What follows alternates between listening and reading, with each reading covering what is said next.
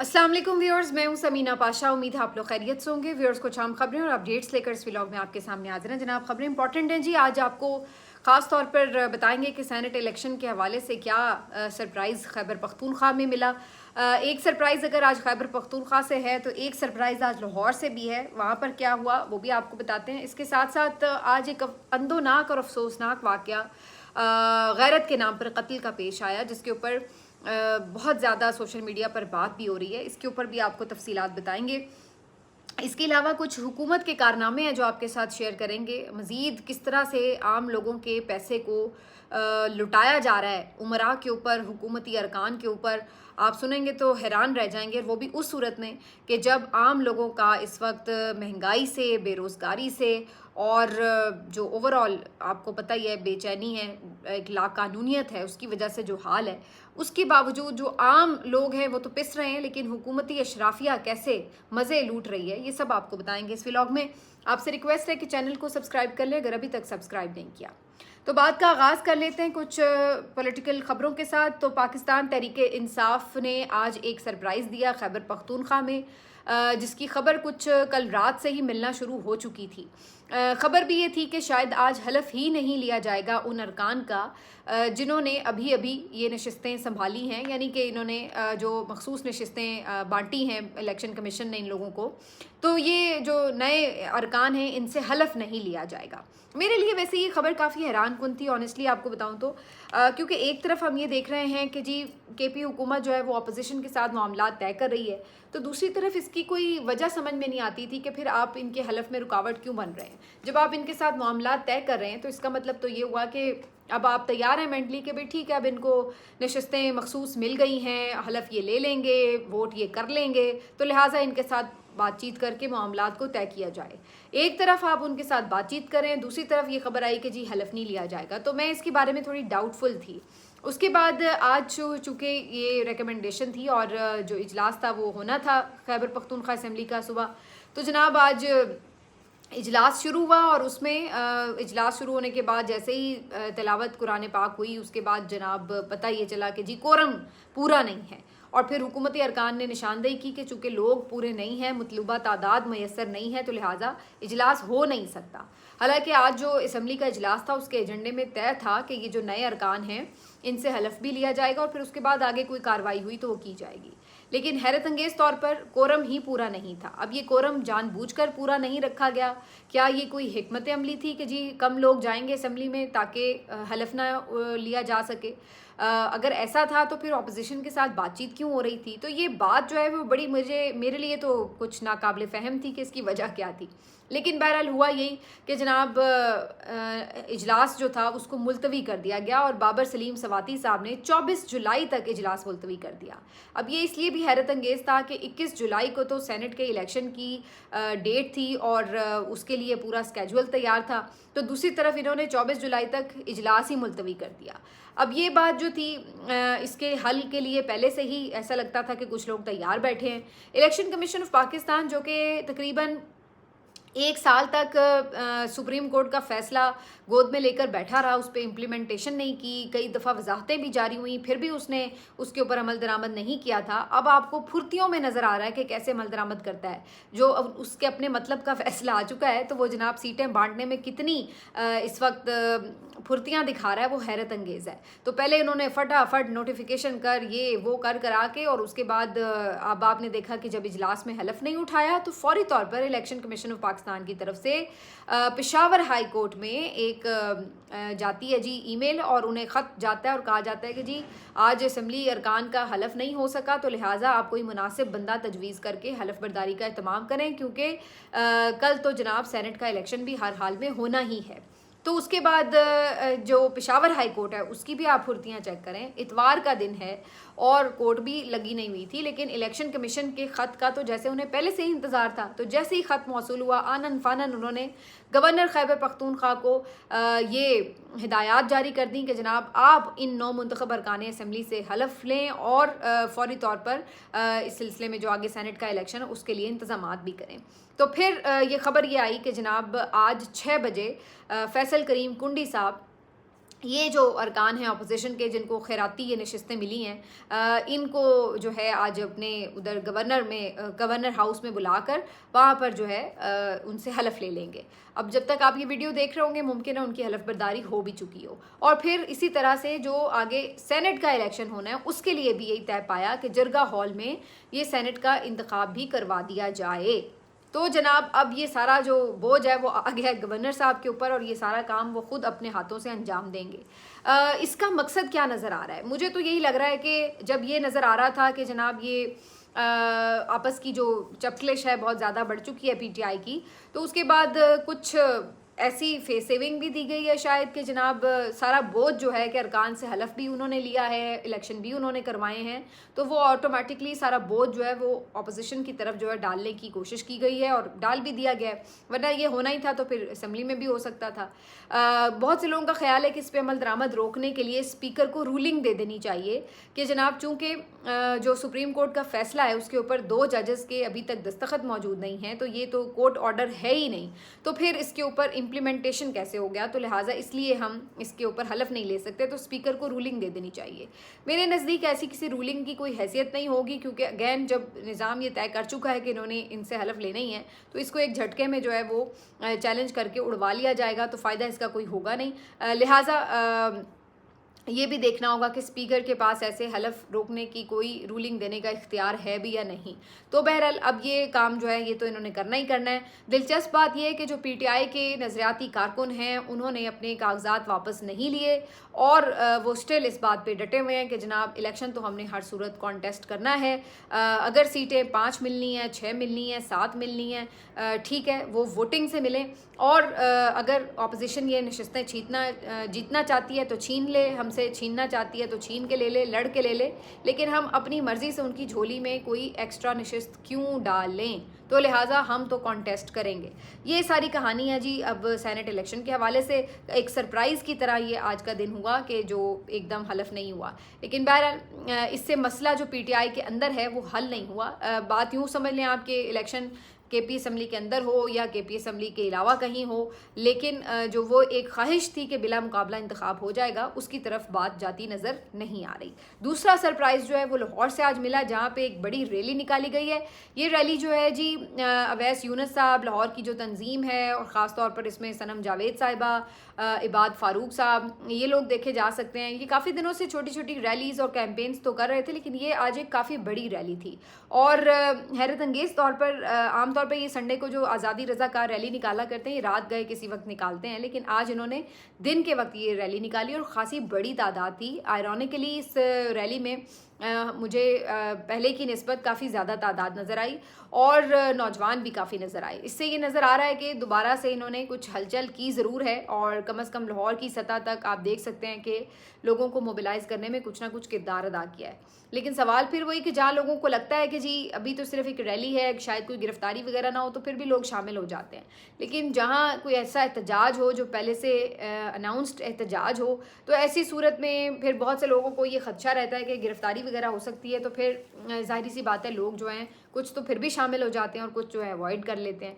आज भी इस रैली के हवाले से खबर ही आई थी शुरू में कि एक रेड हुआ है इसके ऊपर और कुछ लोग गिरफ्तार भी हुए हैं। तो बहरहाल अब ये आंख मचोली तो चलेगी, ज़ाहिर है फ्री हैंड तो पीटीआई को इन्होंने देना कोई नहीं है, तो इन्हें जो भी एहतजाज वगैरह करना है वो इसी माहौल में ही करना पड़ेगा। फ़िलहाल तो ऐसा कोई इम्कान नज़र नहीं आ रहा कि इनको कोई किसी किस्म का भी लीगल कवर दिया जाए, बल्कि उल्टा दफ़ा 144 नाफिज की हुई है, तो उससे तो ये फिर उसी चक्कर में बार बार पकड़े जा रहे हैं। उसके अलावा जो आपको पता है कि 9 मई के मुकदमात हैं, उनका कल फैसला मुतवक्के है, तो उसमें भी कोशिश यही है कि जल्दी जल्दी कारकुनों को, रहनुमाओं को सज़ाएं सुनाई जाएं और फिर उसके बाद एक टेरर बनाया जाए, एक फ़िज़ा खौफ की बनाई जाए, ताकि जो लोग आगे आने वाला एहतजाज है उसमें भी पार्टिसिपेट ना करें, यही सोच के कि जनाब देखें उनको तो सज़ाएं भी मिल रही हैं, तो हम फिर एहतजाज में जाएंगे तो हम भी धरे जाएंगे, हमें भी सज़ाएं हो जाएंगी। तो इसलिए भी इन सज़ाओं को फटाफट सुनाने की कोशिश है कि 5 अगस्त से पहले ही इनको सज़ाएं सुनाई जाएँ, तो ये भी एक इसके पीछे मुमकिन वजह हो सकती है। 9 मई के इन केसेस के हवाले से आज पीटीआई की तरफ से एक प्रेस कॉन्फ्रेंस भी की गई है और इनके जो वकला हैं उन्होंने काफ़ी डिटेल में सारी चीज़ें एक्सप्लेन भी की। 9 मई का वाक़या शुरू कैसे हुआ और इसके पीछे सारी जो एक उन्हें नज़र आता है कि वजह थी, और जिस तरीके से लोगों को गिरफ्तार किया गया, जिन्होंने प्रेस कॉन्फ्रेंस की उन्हें छोड़ दिया गया, जो लूप होल्स इस वक्त ट्रायल्स में नज़र आए हैं, वो सारी चीज़ें उन्होंने सामने रखी हैं और काफ़ी ज़ोरदार किस्म की ये प्रेस कॉन्फ्रेंस जो है वो की गई है। इसके साथ साथ जो एक और इस हवाले से ख़बर है वो ये भी है, बताई जा रही है कि जनाब अब आगे मज़ीद 1-2 दिनों में फ़र्दर जो है कोशिश होगी कि सेनेट इलेक्शन एक दफ़ा जब ख़त्म हो जाए तो फिर मज़ीद कन्वेंशंस और रैलीज़ का इनेकाद किया जाएगा। आज खैबर पख्तूनख्वा में भी रैलीज़ और कन्वेंशंस निकाले जा रहे हैं, तो ये आहिस्ता आहिस्ता जो तैयारियाँ आगे बढ़ रही हैं। अब जी हुकूमत के कुछ आपको कारनामों के बारे में मुझे बताना है। सबसे पहले तो मैं आपको कुछ आज की हेडलाइंस बताना चाह रही हूँ जो अखबारों में छपी हैं, और उसके बाद यकीनी तौर पर आप अपना सर पीट लेंगे। एक तो जी खबर ये छपी कि जनाब जो टॉपर्स तलबा हैं उनको इलेक्ट्रिक रिक्शे और लोडर रिक्शे जो हैं वो फ्राहम किए जाएंगे। शहबाज शरीफ साहब ने ये ऐलान किया है। अब आप अंदाज़ा लगाइए कि ये किस किस्म का विज़न है। सारे आज वैसे ये पूछ रहे हैं सवाल कि जनाब ये किसका विज़न है कि आप टॉपर्स जो आपके हैं इम्तहानों में, उनको आप क्या लोडर रिक्शे देते हैं? क्या आप उनको ये जो रिक्शे हैं वो फ्राहम करते हैं कि जी अपने रोज़गार का बंदोबस्त कर लें? तो ये किस कदर अहमकाना बात है। मैंने वैसे इसकी जब डिटेल पढ़ी तो इसमें एक जगह लिखा हुआ था कि जो टॉपर्स तालिब इल्म हैं उनको बाइक्स दी जाएंगी, इलेक्ट्रिक बाइक्स दी जाएंगी, और बाकी सब लोगों को जो है वो रिक्शे और लोडर। अब मुझे ये इसकी समझ नहीं आई कि या तो हेडलाइन बनाने वाला कंफ्यूज था या अनाउंसमेंट करने वाला कंफ्यूज था, वजह क्या थी। लेकिन बहरहाल अगर आप स्टूडेंट्स को ये लोडर रिक्शे और ये जो क्या कहते हैं दूसरे रिक्शे फ्राहम करते हैं, तो इसका मतलब है आप क्या पैगाम दे रहे हैं अपने नौजवानों को कि भाई पढ़ लिख के भी आपको यही मेहनत मजदूरी करनी है, हमारे पास आपको देने के लिए इसके अलावा और कुछ नहीं है। तो ये आप बेसिकली इसके ऊपर बड़ी मीम्स भी बन रही थी। लोग कह रहे थे कि जी अगर इम्तिहान में फ़ेल हो जाओ तो घर वाले रिक्शा ले देते हैं, और अगर पास हो जाओ तो आपको हुकूमत दे देगी। बस इतना ही फ़र्क है, मिलना आपको रिक्शा ही है, चाहे आप टॉप ही क्यों ना कर लें। तो ये मेरा ख्याल है एक टैलेंट की बड़ी इंसल्ट है। ये तो वही बात हो गई कि कल को आप कहेंगे कि साइंटिस्ट को जो है हम रेडियाँ लेके दे रहे हैं, और इंजीनियर्स जो हैं उनको हम मुर्गी और कट्टे लेके दे रहे हैं कि ये पालें, या आप कल को हमें ये बताएंगे कि जो IT एक्सपर्ट्स हैं उनको हम ट्रैक्टर दे रहे हैं। तो मतलब ये कहाँ पे आप कौन से विजन के तहत जो है इतनी तरक्की करवाएंगे लोगों को? हैरान कौन है वैसे तो। लेकिन फिर वही बात है कि जिस तरह के लोग इस वक्त मुसल्लत हैं हुकूमत के अंदर, इनकी सोच ही इतनी है, इससे आगे इनकी सोच ही नहीं है। और फिर ये जिस तरह से आए हुए हैं उससे आप अंदाज़ा लगा लें कि इनका जो विज़न है वो किस हद तक है। अब आप मरीम नवाज़ का विज़न देखिए ना। आप कहीं पे दुनिया में ये एक्सपेक्ट कर सकते हैं कि किसी सूबे में कोई आफत आई हुई हो, कोई इंतहा की बारिश हुई है, लोगों के नुकसानात हुए हैं, और वहाँ पर आप उस मौके के ऊपर भी आकर इश्तिहार छपवा रहे अखबार में कि जनाब वाह हमने तो कमाल कर दिया। मोहतरमा ने आज बाकायदा इश्तिहार छपवाया है अपनी बड़ी बड़ी तस्वीरों के साथ एज़ यूजुअल, और उसमें ये क्लेम किया है कि जनाब देखें बारिश हुई लेकिन रुकी नहीं, ज़िंदगी चलती रही। अब ये इन लोगों के हाल हैं कि ये झूठी कैंपेन्स के लिए लोगों के ज़ख्मों को कुरेदने से भी बाज नहीं आते। क्या इन लोगों को पता नहीं है कि पंजाब में मुख्तलिफ हादसात के नतीजे में 119 अफराद जाँ बहक हो चुके हैं? क्या इनको पता नहीं है कि इन्हीं बारिशों के नतीजे में 365 मकानात गिर गए हैं और ये लोग बेघर हो गए हैं? क्या इनको पता नहीं है कि लोगों की लाखों एकड़ पर जो फसलें हैं वो तबाह हो गई हैं? क्या इनको पता नहीं है कि लोगों की गाड़ियाँ, मोटरसाइकिलें, माल मवेशी वो बह गए हैं? इनको पता नहीं है कि लोगों के घरों में पानी आया है तो लोगों के जहेज़ के फर्नीचर तक ज़ाया हो गए।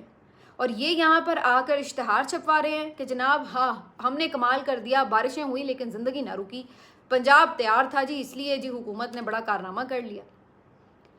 अगर एक लम्हे को हम ये मान भी लें कि जी हुकूमत हर जगह पहुंच गई थी, इस वजह से ये मोहतरमा ने उस दिन प्रेस कॉन्फ्रेंस में भी कहा कि जी हमारी हुकूमत की नाअहली की वजह से कोई हलाकत नहीं हुई, तो फिर भी आपको ये एहसास होना चाहिए कि कोई हादसे के नतीजे में भी अगर फौत हो गया, बेचारा मर गया गरीब आदमी, तो तब भी आप इस बात पे लुटियाँ डालेंगे कि जी हमारी वजह से तो नहीं मरा, शुक्र है अपनी वजह से मर गया। यानी कि कोई आप इनकी अकल का अंदाज़ा लगा सकते हैं? कोई बेवकूफ़ी की भी हद होती है, लेकिन इन लोगों में नहीं है, हद ही नहीं है कोई। आप जब सोचते हैं कि ये शायद इनकी आखिरी हद होगी, उससे आगे ये बढ़कर कोई काम करते हैं। जिस सूबे में 119 अफराद हादसात के नतीजे में जाँ बहक हो जाएं, क्या आप ये एक्सपेक्ट कर सकते हैं कि वहाँ पे वो अपनी कामयाबी के झंडे गाड़ने के लिए इश्तिहारात चलवा रही होगी हुकूमत? भाई ठीक है, अगर आप ये कह रहे हैं कि जी हाँ ये 119 अफराद हमारी वजह से फौत नहीं हुए, तो आप कम से कम चुप ही रह जाएं, उसके ऊपर आप शादियाने तो ना बजाएं कि आप इश्तहारात छपवा कर अपनी कामयाबी दिखा रहे हैं, और ये जो लोगों का नुकसान हुआ है ये बेचारे आपकी इश्तहारों से उनका पेट भरेगा या उनके ये नुकसानात का इजाला हो जाएगा? ये इन लोगों की अकल है। और फिर मज़ीद ये कि जहाँ आपके अखबारात में ये खबर छपती है कि जनाब बच्चों को बेचारों को जिन्होंने टॉप किए हैं इनको आप लोडर रिक्शे दे रहे हैं, वहीं पे खबर छपती है कि जो अरकान पार्लियामेंट हैं जो कि उतरे हुए कोई अलग से मखलूक है इस मुल्क की, 104 के करीब फैमिली स्वीट्स इनके लिए बनाए जा रहे हैं और 400 सर्वेंट क्वार्टर भी उसमें बनाए जाएंगे, और जो ये मुमकिना मंसूबा है इसके ऊपर 7 अरब की लागत जो है वो आएगी। अब आप अंदाज़ा लगाएं कि इस गरीब आवाम के लिए इनके पास लोडर रिक्शे ही रह गए देने के लिए, और अपने अरकान पार्लियामेंट जिनके पास ऑलरेडी भी पार्लियामेंट लॉजेस मौजूद हैं, जो इनके पास सरकारी रिहाइशगाह है पार्लियामेंट में वो मौजूद है पार्लियामेंट लॉजेस। इसके अलावा भी ये कोई गरीब और गिरे पड़े लोग नहीं हैं। आपको पता है कि इनके पीछे भी कितने मालदार लोग हैं, ठीक ठाक इनके पास पैसा भी है, घर बार भी है, जायदादें हैं, सब कुछ है। इसके अलावा फिर भी इनको मज़ीद और घर बना के दिए जाएंगे जिसके लिए 7 अरब रुपया इस कौम का और इस गरीब आवाम के कौम का पैसा जो है वो यहाँ पर लगाया जाएगा। ये इस मुल्क की हालत है। इस बेदर्दी से ये हुक्मरान इस मुल्क को लूट रहे हैं कि खुदा की बनाएं। और शर्म नामनी की कोई चीज़ नहीं है कि ठीक है आप बहुत कुछ लोगों की ज़िंदगी बेहतर नहीं भी कर पा रहे तो कम से कम इस तरह की हरकतें तो ना करें कि जिससे ये लगे कि आप इनके ज़ख्मों पे नमक छिड़क रहे हैं, कि जहाँ पे 2 वक्त की रोटी नहीं लोग खा सकते। वर्ल्ड बैंक की रिपोर्ट क्या कह रही है कि जनाब आपके 11 करोड़ अफराद ऐसे हैं जो 2 वक्त की रोटी मैनेज नहीं कर पा रहे, और उसमें आपके ये अयाशियाँ, आपकी ये लल्ले तलल्ले, उस पर बंदा फिर क्या कहे, हार पहनाए आपको। और आखिर में आज जो बात करेंगे जनाब वो भी बड़ी तकलीफ दे है। ये खबर है आज कोयटा के कोई नवाही इलाका है, वहाँ पर ये वाक़या पेश आया जहाँ पर गैरत के नाम पर मियाँ बीवी को कत्ल कर दिया गया। और इसकी जो वीडियो है चूँकि ये भी बन चुकी है, वैसे तो ये खबरें आती रहती हैं लेकिन जब किसी चीज़ की वीडियो बन जाती है तो ज़ाहिर है उसका इम्पैक्ट ज़रा और तरह का होता है। तो इतना दर्दनाक वो मंजर है देखना कि 2 निहत्ते लोग हैं, कोई उनके पास हथियार नहीं है, उनको जनाब लेके आ रहे हैं बहुत सारे लोग और उनके हाथों में ज़ाहिर हथियार हैं, गाड़ियों से उतारा है उन्हें और उनको वीराने में जाकर खड़ा किया है बंजर ज़मीन के ऊपर और गोलियां मार दी हैं। और इल्ज़ाम क्या है जी? पसंद की शादी, गैरत के नाम पर कत्ल। शीतल नामी ये लड़की है, ज़र्क नाम का ये लड़का है जिन्होंने पसंद से शादी की है। एक आप देखिए, अंदाज़ा लगाइए कि इस दौर में भी आपका ये हाल है कि कोयटा के नवाही इलाके में पसंद की शादी के ऊपर, इल्ज़ाम के ऊपर जो है वो जान से मार दिया जा रहा है। और ये भी सुनने में आ रहा है कि वो जो गोली चलाई है वो लड़की के अपने भाई ने चलाई है। तो ये तो आपने मुल्क की हालत की हुई है। अब ये बलूचिस्तान जैसा इलाका जो है वहाँ पे प्रॉब्लम ही ये आ रहा है कि हुकूमत की कोई रेट ही नहीं है। ऐसा लगता है कि हुकूमती इदारे, कोई कानून, कोई अदालत, कोई चीज़ कोई प्रिवेल कर रही हो कि कोई इन लोगों को पकड़े। ऐसा लग रहा है कि कोई मुसल्ला अफराद है वहाँ पर, कभी वो BLA के रूप में हैं, कभी वो TTP के रूप में हैं, कभी वो जनाब कोई और दहशतगर्द तंजीम के रूप में हैं, और कभी वो ये गैरत के नाम के ऊपर रूप में है। और इनके पास खुला असला है, किसी को कोई पूछने वाला नहीं है कि जनाब कोई यूं खुलेआम ला के यूं एक लड़के और लड़की को, मासूम लोगों को, यूं निहत्ते लोगों को मार दे और उसकी वीडियो भी बनाए और फिर जनाब वो आप लोग मेरे जैसे, आप जैसे सिर्फ मजम्मत ही करते रह जाएं। क्यों इन लोगों को कानून के कटहरे में नहीं लाया जा सकता? क्यों इस सूबे को इस तरह लावारिस छोड़ दिया गया है? तो ये एक बहुत ही तकलीफ दे सूरत हाल है। अल्लाह ताला हम सब पे रहम फरमाए। लेकिन सच्ची बात है कि इंसान कभी कभी सोचने पे मजबूर हो जाता है कि इस मुल्क में आपने रहना है तो या तो आप बहुत मालदार हों या आपके पास वही कोई ताकतवर हो आपके पीछे, तो फिर तो आप जी सकते हैं। वरना तो ये जंगल का माशरा बनता जा रहा है कि जहाँ पर जिसके हाथ में ताकत है वो जैसे मर्जी, जो मर्जी लोगों पे जुल्म भी करे उसको कोई पकड़ने वाला ही नहीं है। फ़िलहाल तो ऐसा ही दिखाई देता है क्योंकि अदालती निज़ाम तो आपका टोटली मफलूज होकर रह गया है। मिलते हैं आपसे अगले वीलॉग में। अपना ख्याल रखिए। अल्लाह हाफ़िज़।